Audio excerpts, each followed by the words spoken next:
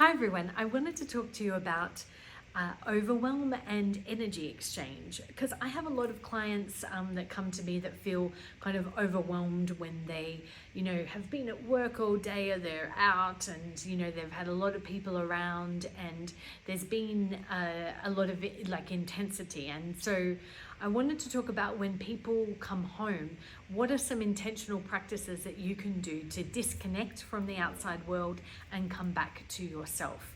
So I think number one, it's really important to bring intentionality into entering back into a quiet space or a home space. Sometimes home space is not so quiet, but but when you're coming back in. And even if you're not spiritual or not into, doing any esoteric kind of stuff, there are some practices that you can do to intentionally lessen the overwhelm and get the disconnect so that you can reconnect with you.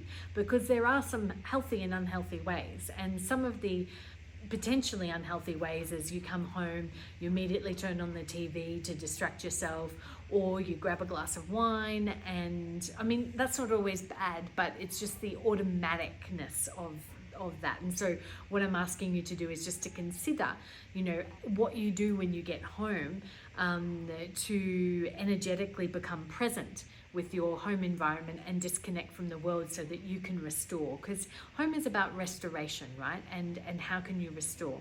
So I think some of the, healthy ways can be jumping into the shower, literally imagining washing off the day, washing off the people, doing that physically.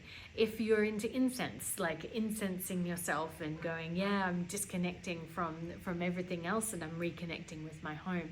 Doing practices like yoga and intentionally getting back into your body.